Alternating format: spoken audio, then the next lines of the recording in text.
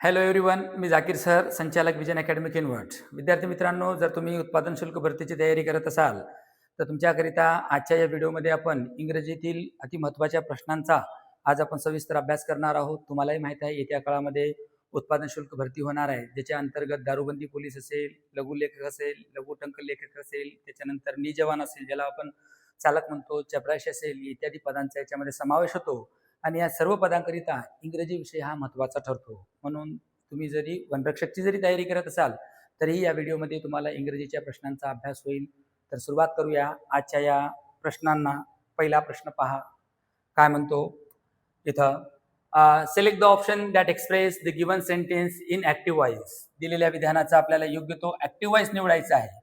तुम्हाला माहित आहे इंग्रजी व्याकरणातला ऍक्टिव्ह वॉइस पॅसिव्ह वॉइस हा एक व्याकरणातील महत्त्वाचा घटक मानला जातो.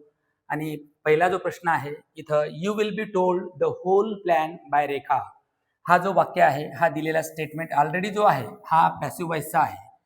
कोणत्या आहे? पॅसिव्ह वॉइसचा आहे. आणि विद्यार्थी मित्रांनो, तुम्हाला माहित असेल पॅसिव्ह वॉइसमध्ये क्रियापदाची जी रचना आहे, त्याचं जे फॉर्म आहे, नेहमी क्रियापदाचं तिसरं रूप वापरतात. यावरून आपण ओळखू शकतो. आणि त्याचबरोबर बाय हा शब्द कधी वापरलाही जाऊ शकतो. तर याचा योग्य जो आपल्याला अचूक जर ऍक्टिव्ह वॉइस निवडायचा असेल तर वाक्याची सुरुवात आपल्याला शेवटी आलेला जो नाम आहे ज्याला आपण सब्जेक्ट म्हणतो त्याच्यानं करावं लागेल.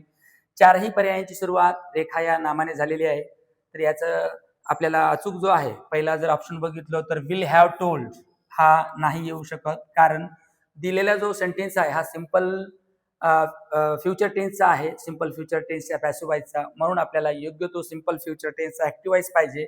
इथं विल बी टेलिंग हा प्रेझेंट कंटिन्यू फ्युचर कंटिन्यू झाला, हा सुद्धा नाही.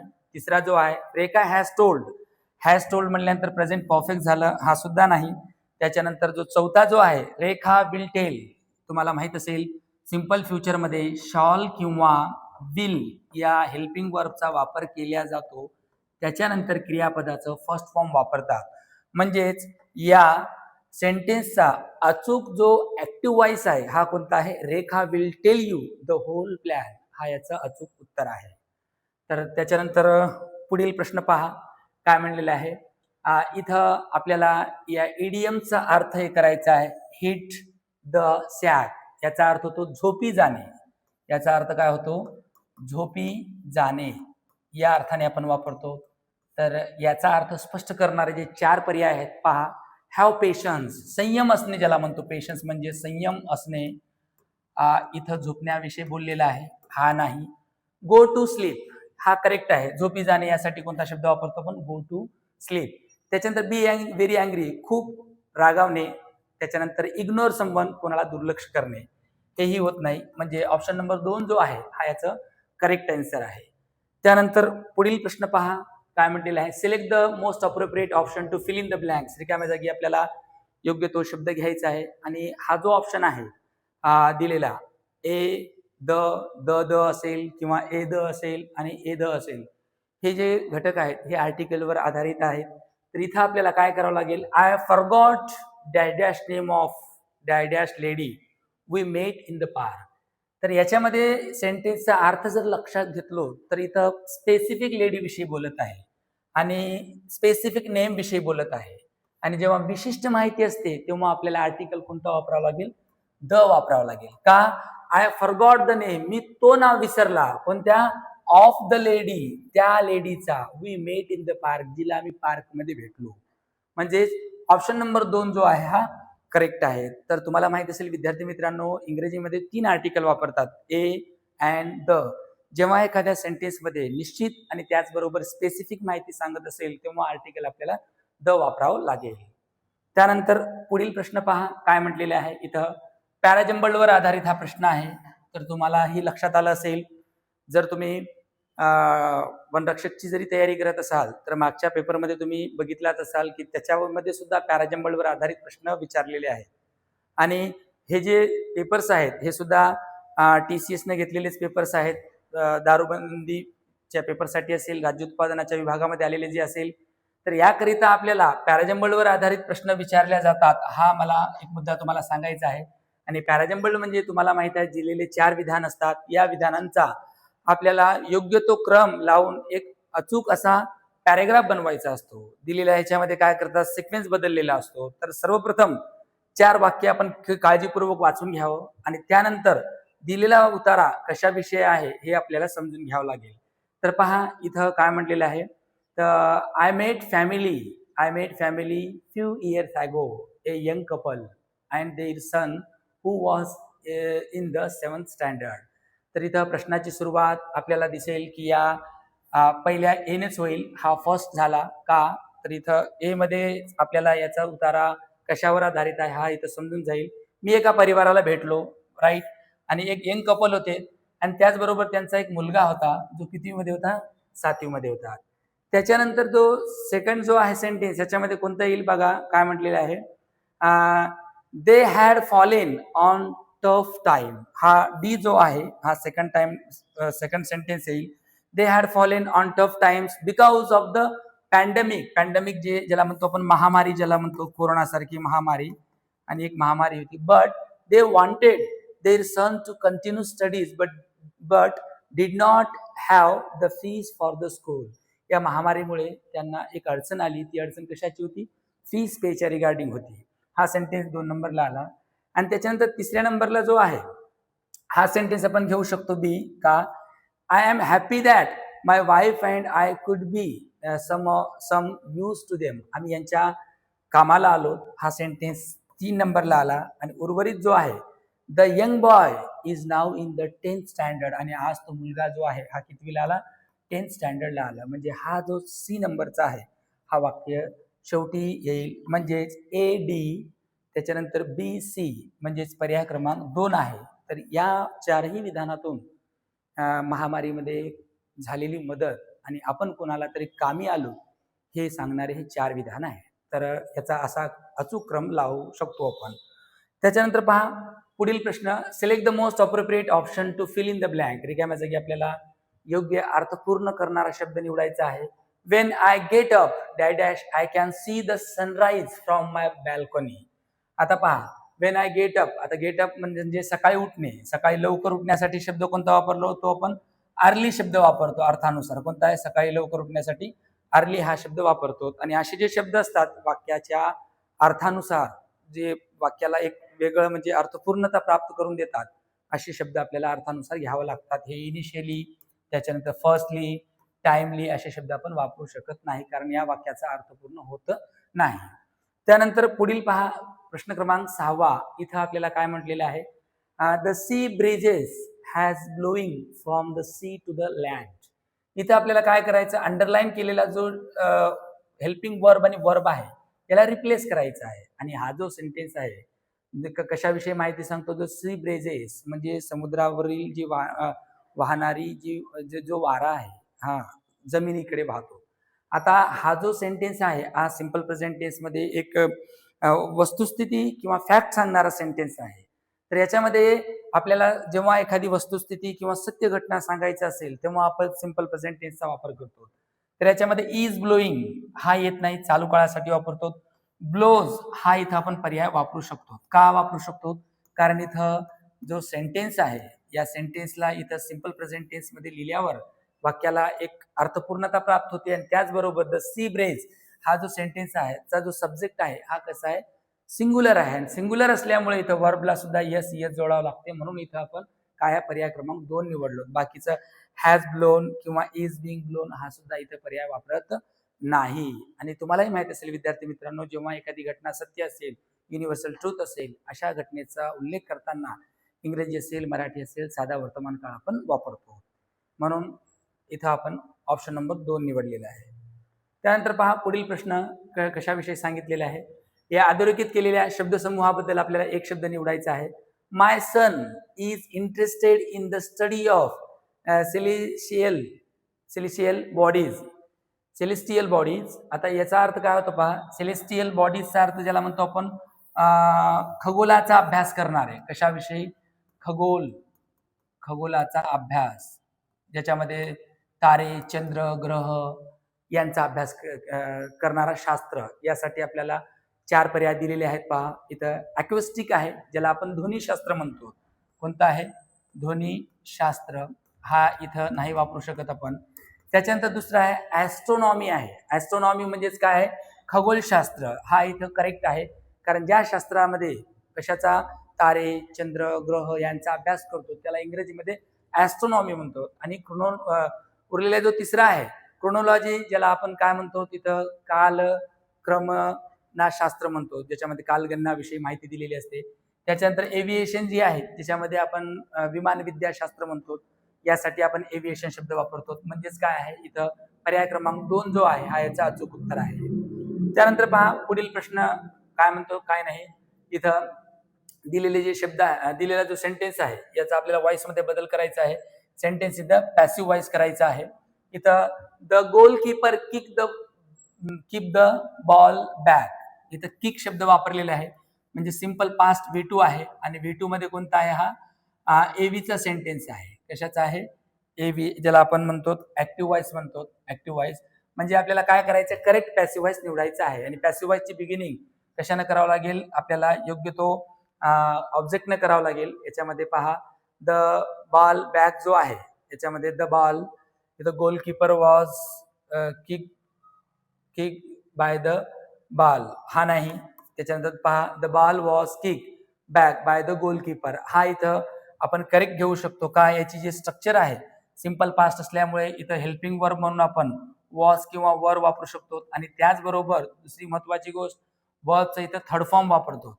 आणि त्याच्यानंतर जो आलेला गोलकीपर आहे हा वाक्याच्या शेवटी पॅसिव्ह व्हॉइस मध्ये वापरतात. म्हणजेच याचं जे उत्तर आहे हा करेक्ट आहे. हा हॅज बीन किक हा सुद्धा येत नाही प्रेझेंटचा असल्यामुळे. आणि इथं वॉज बीइंग किक म्हणजे प्रेझेंट पास्ट कंटिन्यूचा पॅसिव्ह दिलेला आहे, कारण इथं आपला दिलेला जो सेंटेन्स आहे हा सिंपल पास्ट आहे. जर इथं पास्ट कंटिन्यू राहिला असता तर हा पर्याय आपण वापरलो असतो. हा झालं याचं अचूक पॅसिव्ह व्हॉइस. ऑप्शन नंबर 2 जो आहे हा करेक्ट आहे. पहा पुढील प्रश्न काय म्हटलेला आहे आपल्याला, योग्य तो सिनोनिम्स निवडायचा आहे. समानार्थी शब्द ज्याला म्हणतो. इथं प्रश्न काय म्हटलेला आहे पहा, ए मोरली डिप्रेव्ड ऑफिसर इज ए बून टू हिज कंट्री. पहा डिप्रेव्डचा अर्थ काय होतो? ज्याला म्हणतो आपण दुर्गुणी माणूस म्हणतो. कोणता माणूस? दुर्गुणी माणूस, जो अप्रामाणिक असतो. यासाठी सिनोनिम्स जो आहेत आपल्याला योग्य तो निवडायचा आहे. ऑप्शन नंबर 1 आहे पहा परवर्टेड आहे. परवर्टेडचा अर्थ ज्याला काय म्हणतो? याला आपण एक प्रकारचं विकृत म्हणतो, विकृत आहे. त्याच्यानंतर दुसरा आहे अपराईट. अपराईट म्हणजे एक प्रकारचा सद्गुणी आहे. यासाठी हा योग्य शब्द आपण इथं वापरतो. आणि उर्वरित जे 2 पर्याय आहेत, करप्ट, करप्ट म्हणजे भ्रष्टाचारी म्हणतो. आणि व्हीसीएस, व्हीसीएसचा अर्थ काय होतो? एक प्रकारचा लबाड. तर याचा योग्य जो सिनोनिम्स आहे डिप्रेव्डचा अर्थ काय होतो? एक सिनोनिम्स म्हणजे अपराईट आहे. हा एक पॉइंट लक्षात ठेवा. त्यानंतर पुढील प्रश्न पहा, इथं काय म्हटलेलं आहे, select the most appropriate synonyms of the given word. इथं सिनोनिम्स विचारलेला आहे आपल्याला, समानार्थी शब्द. इथं पहा कोर्स आहे. कोर्सचा अर्थ काय म्हणतो? ज्याला आपण खडबडीत म्हणतो. खडबडीत यासाठी वापरला जाणारा शब्द आहे खडबडीत. आणि खडबडीतसाठी इथं आपल्याला बघा पहिलाच इथं रफ आहे. रफचा अर्थच काय होतो? खडबडीत होतो. पॉलिश म्हणजे पॉलिश केलेले, चमकणारा. क्रूक म्हणजे ज्याला म्हणतो वाकडा वगैरे. स्मूथ, गुळगुळीत, हा सुद्धा नाही. रफ आणि आपल्याला दिलेले जो कोर्स आहे हे दोन्ही शब्द कसे आहेत? सिनोनिम्स आहेत. तर पेपरमध्ये निरीक्षण जर केलो आपण सिनोनिम्स आणि अँटोनिम्सवर आधारित सुद्धा आपल्याला 1-2 प्रश्न पाहायला मिळतात. त्यानंतर पुढील प्रश्न पहा काय म्हटलेला आहे, fill in the blanks with the most appropriate option. आता इथे आपल्याला रिकाम्या जागी योग्य शब्द घ्यायचे आहे. He was the dash money lender who agreed to give a dash. आता इथं पहा मनी लेंडरचा अर्थ इथं सावकार असा होतो. काय होतो? सावकार. आता याच्यामध्ये 2 शब्द आपल्याला पाहायला मिळतात, लोन आणि दुसरं कोणतं आहे? लोन. पहा आता पहिलं जो आहे LONE, लोनचा अर्थ काय होतो? एकमेव या अर्थाने वापरतो आपण, एकमेव. आणि दुसरा जो आहे LOAN, लोनचा अर्थ होतो कर्ज, ज्याला म्हणतो आपण काय? कर्ज. मग आता याच्यामध्ये योग्य जर आपण शब्द भरलो तर इथं आपल्याला LONE हा शब्द पाहिजे. तर या वाक्याला अर्थपूर्णता येईल कशी? He was the loan money lender. तो एकमेव असा सावकार होता who agree to give a loan, ज्यानं आपल्याला लोन देण्यासाठी सहमती दर्शविली. म्हणजेच इथं पहिलं लोन आणि दुसरं आहे लोन. ऑप्शन नंबर 1 मध्ये दोन्ही LONE आहे. दुसऱ्यामध्ये LOAN आणि LONE आहे. हा सिक्वेन्स चुकला. हा ऑप्शन नंबर 3 करेक्ट आहे. LONE एकमेव आणि तिकडे लोन म्हणजे कर्ज. पर्याय क्रमांक 3 जो आहे याचं अचूक उत्तर आहे. त्याच्यानंतर पहा पुढील प्रश्न काय म्हटलेला आहे, 12व्या क्रमांकाचा प्रश्न आहे. इथं आपल्याला या प्रोवर्बचा अर्थ इथं लिहायचा आहे आणि प्रोवर्ब काय म्हणलेलं आहे, not as easy as it appears to be. दिसते तितकं सोपं नसते. कोणती गोष्ट असेल जेव्हा आपण करतो तर आपल्याला दिसायला खूप सोपी वाटते, प्रत्यक्षात जेव्हा आपण त्या गोष्टीचा अनुभव घेतो तेव्हा आपल्याला समजते की ती गोष्ट कशी आहे. असा अर्थ दर्शवणारी आपल्याला एक फ्रेज इथून निवडायची आहे. इथं पहा, इझियर सेड दॅन डन हा करेक्ट आन्सर आहे. इझियर सेड दॅन डन म्हणजे म्हणायला सोपं असते, केल्यानंतरच आपल्याला समजून जाईल. हे ड्रॉ द लाईन, लाईन आखणे नाही. All is well that ends well, ज्याची शेवट चांगली बाकीच्या सगळ्या गोष्टी चांगली. त्याच्यानंतर पहा, and idle mind is the devil's workshop, रिकामं मन सैतानाचं घर म्हणतो, हे सुद्धा नाही. ऑप्शन नंबर 1 जो आहे हा याचं काय आहे, अचूक उत्तर आहे या प्रोवर्बचा. त्यानंतर पुढील प्रश्न पहा काय म्हणलेला आहे. इथं सिनोनिम्स लिहायचे आपल्याला. ऑब्स्टिनेट आहे. ऑब्स्टिनेट या शब्दाला मराठीमध्ये आपण काय म्हणतो, हट्टी म्हणतो. एकच गोष्ट धरून बसणारा हट्टी ज्याला म्हणतो आपण. तर यासाठी आपल्याला योग्य शब्द निवडायचा आहे. सिनोनिम्स आहे. फ्लेक्झिबल, फ्लेक्झिबल म्हणजे लवचिक होतो, हा नाही. ऑबिडियंट, ऑबिडियंट म्हणजे आज्ञाधारक होतो, ज्याला आपण लवचिक म्हणतो, लवचिक असेल. इथं आज्ञाधारक असेल, आज्ञाधारक. त्याच्यानंतर सॉफ्ट जर ज्याला म्हणतो आपण, मृदू, हा सुद्धा नाही, कोमल. त्याच्यानंतर स्टबर, स्टबर म्हणजे काय, हट्टी आहे, हा याचं उत्तर अचूक आहे. कारण याचा जो सिनोनिम्स आहे ऑब्स्टिनेट आणि स्टबर हे दोन्ही शब्द हट्टीपणेसाठी वापरतात. त्यानंतर पहा पुढील प्रश्न काय म्हटलेला आहे इथे आपल्याला. या सेंटेन्समध्ये चुकीचा भाग असेल स्पेलिंगमध्ये तर आपल्याला पाहायचं आहे. तर इथं सेंटेन्स काय दिलेलं आहे, her health improve considerably after she went on a holidays. आता ह्याच्यामध्ये हेल्थची स्पेलिंग बी करेक्ट आहे, इम्प्रूव्हची पण करेक्ट आहे, कन्सिडरेबलीची पण करेक्ट आहे. After she went on A holiday हे सुद्धा करेक्ट आहे. म्हणजे याच्यामध्ये नो एरर आहे. या वाक्यातल्या कोणत्याही शब्दामध्ये स्पेलिंग मिस्टेक नाही. हा एक मुद्दा तुम्ही लक्षात ठेवा. दिलेल्या विधानात एखाद्या शब्दामध्ये स्पेलिंग मिस्टेक झाली का असं इथं विचारत आहे. कुठेच स्पेलिंग मिस्टेक झालेली नाही. ऑप्शन नंबर 2 याचं उत्तर आहे. त्यानंतर पहा पुढील प्रश्न. इथं आपल्याला काय करायचं आहे, पॅराजंबलवर आधारित आहे. विद्यार्थी मित्रांनो, जेव्हा तुम्ही पॅराजंबलवरचे प्रश्न सोडवता तेव्हा 4 पर्याय काळजीपूर्वक वाचून घ्या आणि 4 पर्याय वाचल्यानंतर वाक्याचा योग्य तो तुम्हाला क्रम लावा. वाक्याचा कर्ता कोण आहे, वाक्य कोणाविषयी माहिती सांगतो, त्या वाक्यामध्ये किंवा दिलेल्या 4 सेंटेन्समध्ये कोणत्या गोष्टीचा बोध होतो हे आपल्याला समजून घ्यावं लागेल. तर इथं पहा, या सेंटेन्समध्ये जर आपण नोटीस केलं 4 सेंटेन्समध्ये, तर याच्यातला मेन जो सेंटेन्स आहे जो वाक्याची ज्याच्यानं सुरुवात होते, तर इथं मॅरी बिस्किट विषयी बोललेला आहे. हा मेन वाक्याचा कर्ता म्हणायला हरकत नाही. बी जो आहे हा 1 नंबरला येईल सेंटेन्स इथं बीचा. का, मॅरी biscuit have a very interesting history. बघा याची एक इतिहास सांगितलेली आहे या बिस्किटची. का, आणि जवळपास 149 वर्षापूर्वीचा इतिहास या बिस्किटला आहे म्हणते. मग त्याच्यानंतर कोणता आहे याच्यामध्ये सेकंड सेंटेन्स जो येईल आपल्याला, डी वाला जो आहे, अर्थानुसार जर बघितलो हा डी वाला येईल. कारण का, द फर्स्ट मॅरी बिस्किट. आता हे मॅरी बिस्किट जो आहे ना, कधी क्रिएटेड झालं, हे कुठे झालं, बेकरीमध्ये, कोणत्या, लंडनच्या. त्याचं नाव काय होतं, पीक फ्रिन्स, वे बॅक इन 1874. 1874 मध्ये या बिस्किटची जेव्हा स्टार्टिंग झाली त्या लंडनमध्ये, हा इथं वाक्य सांगणार आहे. त्याच्यानंतर जो तिसऱ्या क्रमांकाला जो सेंटेन्स येईल याच्यामध्ये, तिसऱ्या क्रमांकाचा सेंटेन्स पहा, इथं हा वाला येईल.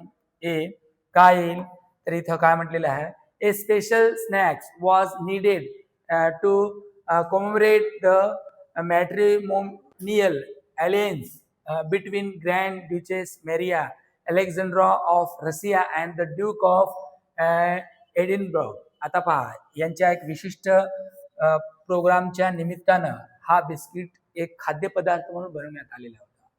आणि त्याच्यानंतर अँड दीज बिस्किट्स वर नेम मॅरी, म्हणून याचं काय झालं, यांच्या खास या ओकेशन निमित्त बनवण्यात आलेला जो बिस्किट होता, तर त्याच्यावरूनच ह्याचं नाव पडलं. आणि कोणतं नाव, मॅरी, इन ऑनर टू द, कोणाच्या सन्मानार्थ, ग्रँड डचेस याच्या सन्मानार्थ. म्हणजे हा जो सेंटेन्स आहे बी, हा जो सेंटेन्स आहे कोणता आपला सी वाला, हा शेवटी येतो 4 नंबरला. म्हणजे याचा योग्य जो क्रम आहे B D A C, option number 1 जो आहे हा काय याचं करेक्ट उत्तर आहे.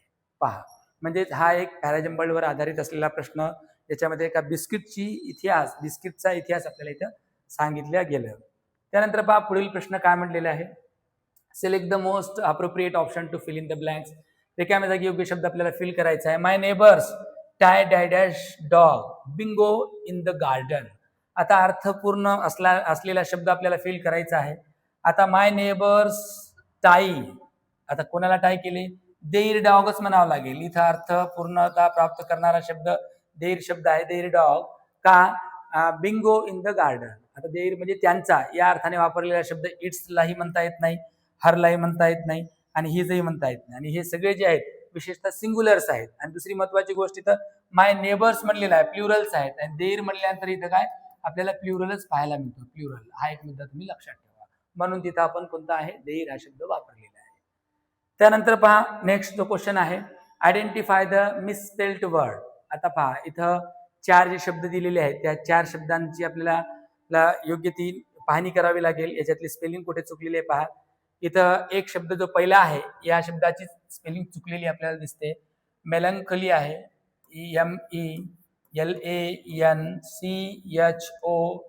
MELANCHOLY. करेक्ट स्पेलिंग इथं कोणती आहे? मेलंकली आहे. म्हणजेच इथं ज्याला आपण उदासीन या अर्थाने आपण वापरतो. हाच इथं पहिला शब्द आहे. याच्यामध्ये एच जो लेटर आहे इथं मिस झालेला आहे. म्हणजे उत्तर कोणता आहे आपला? मिसस्पेल्ड वर्ड हाच आहे. हा एक पॉईंट तुम्ही लक्षात ठेवा. उरलेला नोटोरियस आहे. नोटोरियस ज्याला म्हणतो कुप्रसिद्ध, हा इथं नाही. त्याच्यानंतर मॅग्निफिसेंट आहे. मॅग्निफिसेंट म्हणजे ज्याला आपण काय म्हणतो ते एक प्रकारचं प्रेक्षणीय म्हणतो. आणि त्याच्यानंतर दुसरं आहे डिस्पेकेबल आहे. डिस्पेकेबलचा अर्थ काय म्हणतो? ज्याला अत्यंत वाईट या अर्थाने इथं आपण वापरतो. तर इथं चुकलेली स्पेलिंग आणि शब्द कोणता हाच आहे. हा एक पॉईंट तुम्ही लक्षात ठेवा. त्याच्यानंतर पहा नेक्स्ट जो क्वेश्चन आहे इथं आपल्याला ग्रॅमॅटिकल एक करेक्ट वर्ब फॉर्म इथं फाइंड करायचा आहे. पहिला क्वेश्चन काय म्हणतो पहा. Mohit has been trying to solve this problem for the last 2 hours. हा जो सेंटेन्स आहे या सेंटेन्समध्ये ग्रॅमॅटिकल जर आपण विचार केलो तर ग्रॅमॅटिकल सगळ्या गोष्टी करेक्ट आहेत. कशासाठी करेक्ट आहे? कारण प्रेझेंट परफेक्ट कंटिन्यू मध्ये आपल्याला माहित आहे हॅज असेल किंवा हॅव असेल, त्याच्यानंतर आपल्याला बीन वापरून वर्बला काय करतात? ING फॉर्म जोडतात. हा हे प्रेझेंट परफेक्ट कंटिन्यू टेन्सची स्ट्रक्चर आहे. त्याच्यामध्ये इथं हॅजही आलेला आहे आणि त्याच्यानंतर इथं बीनही आलेला आहे आणि त्याच्यानंतर वर्बला इथं काय करण्यात आलेलं आहे? ING फॉर्म जोडलेलं सुद्धा आहे. म्हणजेच हा करेक्ट ऑप्शन आहे. उरलेले जे आहेत इथं हॅज ट्राईंग, इथं ट्राईड पाहिजे. काय पाहिजे? जर प्रेझेंट परफेक्ट मध्ये लिहायचं असेल तर B3 पाहिजे. म्हणजे हा ऑप्शन इथं रॉंग आहे. थर्ड जो आहे मोहित इज बिईंग ट्राईंग, हा तर सेंटेन्स नाहीच, कारण इज बिईंग अशी स्ट्रक्चरच पाहायला मिळत नाही आपल्याला. मोहित हॅज ट्राईड, इथं सुद्धा आपल्याला काय पाहिजे? वर्बचं थर्ड फॉर्म पाहिजे किंवा बिन असेल तर तिकडे मग ING लावला असतो. हे सुद्धा रॉंग आहे. म्हणजेच अचूक हेल्पिंग वर्ब आणि वर्ब दर्शवणारा वाक्य जर कोणता असेल तर पर्याय क्रमांक 1 याचं करेक्ट उत्तर आहे. त्यानंतर पहा पुढील प्रश्न काय म्हटलेला आहे. Select the most appropriate option to fill in the blank. रिकाम्या जागी आपल्याला योग्य शब्द फिल करायचा आहे. Which is the dash way to India Gate. आता द म्हटल्यानंतर विद्यार्थी मित्रांनो तुम्हाला माहित आहे हे सुपरलेटिव्ह डिग्रीमध्ये वापरला जाणारा एक वर्ड आहे, आर्टिकल आहे. सुपरलेटिव्ह डिग्रीमध्ये द आणि वन ऑफ द असे शब्द वापरतात. तर इथं क्विकर आहे. क्विकर म्हणजे हे कंपॅरेटिव्ह डिग्रीमध्ये वापरतात, CD मध्ये हे नाही. क्विकेस्ट आणि मोर क्विकर, क्विक हे दोन्ही नाही. तर अचूक शब्द कोणता आहे? क्विकेस्ट आहे. QUICKEST quickest. तर इथं करेक्ट आहे. Which is the quickest way to India Gate. The असल्यामुळे इथं EST वापरायचं आहे. आणि एक गोष्ट लक्षात ठेवा, जेव्हा एखाद्या सेंटेन्समध्ये आपल्याला द किंवा वन ऑफ द दिसत असेल तर ऍडजेक्टिव्हला किंवा ऍडवर्बला ST EST प्रत्यय जोडलेला असायला पाहिजे. हा एक पॉईंट लक्षात ठेवा. त्यानंतर पुढील क्वेश्चन पहा काय म्हटलेलं आहे. Select the most appropriate option to fill in the blank. रिकाम्या जागी आपल्याला योग्य शब्द फिल करायचा आहे. आणि हा जो क्वेश्चन आहे हा क्वेश्चन कशावर आधारित आहे? आर्टिकल्सवर आधारित आहे. आर्टिकल्स उपपदी ज्याला म्हणतो. तर पहा इथं dash policeman who stop me turn out to be dash friend of mine. इथं पर्टिक्युलर पोलिसमॅन विषयी माहिती सांगत असल्यामुळे इथं आपल्याला द घ्यावं लागेल. द पोलिसमॅन, कोणता पोलिसमॅन? तो पोलिसमॅन जो आम्हाला काय केलं? स्टॉप केला, थांबायला लावला. Turn out to be a friends of mine, आणि विशेषतः आमच्या एका मित्रांना सुद्धा ए फ्रेंड. तर याच्यामध्ये ऑप्शन नंबर जो आहे 3 जो आहे हा करेक्ट आहे. तर निश्चित पोलिसमॅन आणि त्यांच्या फ्रेंड मधला एक फ्रेंड, एक या अर्थाने इथं ए वापरलेला आहे. हा एक पॉईंट लक्षात ठेवा. त्याच्यानंतर पहा पुढील question. Select the most appropriate option to the substitute the underline segment if no substitutions. पहा इथं Kalyani makes the bed as soon as she will get up. आता इथं पहा, हा जो मेक्स आहे हा सिंपल प्रेझेंट टेन्सचा वाक्य आहे, सिंपल प्रेझेंट टेन्स आहे. आता इथं आपल्याला योग्य तो सिंपल प्रेझेंट टेन्सचाच हेल्पिंग वर्ब घेतलेल्यास योग्य राहील. तर याकरिता इज गेटिंग प्रेझेंट कंटिन्यू झालं. गेट्स हे करेक्ट आहे. काय तर शी पण आहे आणि शी ही शीट्स किंवा एखादा थर्ड पर्सन सिंग्युलर नेम असेल तर वर्बला आपल्याला येस येस जोडावं लागेल.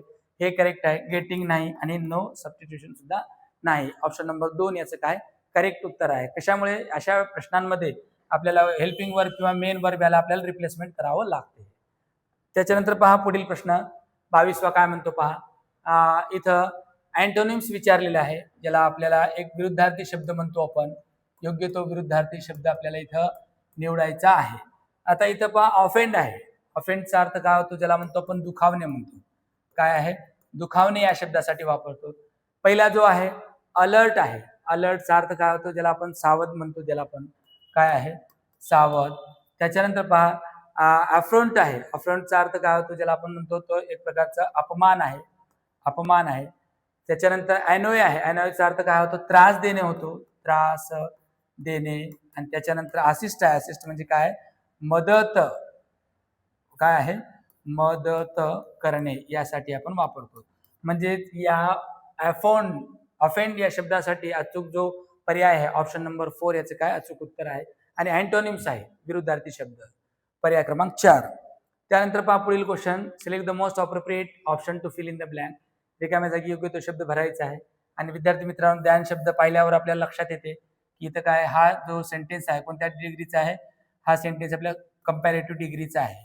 जर तुम्हाला डिग्री घटकाचा अभ्यास हवा असेल तर आपल्या विजन अकॅडमी या युट्यूब चॅनलवर डिग्री घटकाचे 3 ते 4 व्हिडिओज उपलब्ध आहेत, तुम्ही पाहू शकता. तर पहा इथं कविता इज डॅश दॅन लता, याच्यामध्ये काय आहे डॅश दॅन लता. तर इथं आपल्याला एक ऍडजेक्टिव्ह निवडायचा आहे. तोही ऍडजेक्टिव्ह कसा असला पाहिजे, त्या ऍडजेक्टिव्हला ER जोडलेला असलं पाहिजे. ऍडजेक्टिव्हला काय जोडलेलं असलं पाहिजे, ER.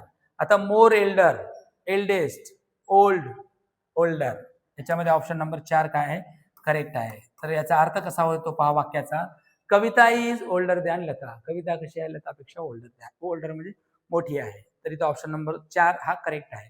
मोर ओल्डर म्हणता येत नाही. आणि ओल्डेस्ट सुपरलेटिव्ह डिग्री मध्ये वापरतात, ओल्ड पॉझिटिव्ह डिग्री मध्ये वापरतात. हा एक पॉईंट लक्षात ठेवा. त्याच्यानंतर पहा नेक्स्ट जो क्वेश्चन आहे, इथं आपल्याला इनकरेक्टली स्पेल्ड वर्ड आपल्याला फाइंड करायचा आहे. त्याच्यामध्ये कोणकोणते आहेत पहा. इनफर्टाईल आहे. इनफर्टाईलचा अर्थ ज्याला आपण काय म्हणतो, नापीक म्हणतो, नापीक. आणि त्याच्यानंतर याच्यामध्ये चुकलेली जी स्पेलिंग आहे या शब्दाची तर करेक्टच आहे. आणि हा जो शब्द आहे याची स्पेलिंग आपल्याला चुकलेली दिसते का, याची अचूक जे स्पेलिंग आहे IM पाहिजे, IMPLICIT, इम्प्लिक्ट आहे, ज्याला आपण अप्रत्यक्ष या अर्थाने वापरतो. कोणत्या, अप्रत्यक्ष या अर्थाने आपण वापरतो. तर त्याच्यानंतर त्याच्यामध्ये एक वर्ड कोणता मिस झालेला दिसतो, इथं आपल्याला यम हा जो आहे हा इथं एनच्या जागी यम पाहिजे, इथं स्पेलिंग चुकलेली आपल्याला दिसते. म्हणजे इनकरेक्ट असलेला कोणता आहे, हाच आहे. बाकी इनसेन्स आणि इम्प्रॉम्प्टू हे दोन्ही वर्ड कसे आहेत करेक्ट आहे, याच्यामध्ये स्पेलिंग वगैरे मिस्टेक झालेली नाही. ऑप्शन नंबर 2 जो आहे हा याचं काय अचूक उत्तर आहे. हा एक पॉईंट लक्षात ठेवा. त्याच्यानंतर पहा नेक्स्ट शेवटचा प्रश्न इथे काय म्हणलेला आहे, replace the underline set of words with the most appropriate option. आता इथं पहा अधोरेखित केलेल्या शब्दसमूहाकरिता एक शब्द आपल्याला निवडायचा आहे. कोणता आहे, the director of state cultural council was invited to mark the beginning of the cultural fest. आता पहा एखाद्या कार्यक्रमाच्या उद्घाटनाच्या प्रसंगी इन्व्हाइट करणे यासाठी आपण काय म्हणतो, तो उद्घाटनाच्या साठी वापरण्यात आलेला शब्द कोणता असतो, इनॅग्युरेट असतो. म्हणजे हा जो अधोरेखित केलेला शब्द आहे शुभारंभासाठी, तर ते इनॅग्युरेट हा शब्द इथं आपण वापरतो. तर अशा प्रकारे विद्यार्थी मित्रांनो, आजच्या या व्हिडिओमध्ये आपण जे मागच्या वर्षी जी झालेली जी परीक्षा होती TCS ने घेतलेली, जे आपल्या उत्पादन शुल्क विभागातली, या परीक्षेतील या अति महत्त्वाच्या प्रश्नांचा आपण अभ्यास केलो. तर आजचा हा जो व्हिडिओ होता आपला दुसरा व्हिडिओ होता. तर आपला समोरील जो व्हिडिओ आहे अशाच प्रकारे इंग्रजीच्या शिफ्ट जे काही असेल, तिसरा असेल किंवा कोणताही असेल, त्याच्यावर आधारित आपण पुन्हा इंग्रजीच्या प्रश्नोत्तरांचा अभ्यास करूयात. तत्पूर्वी आपण थांबू. धन्यवाद.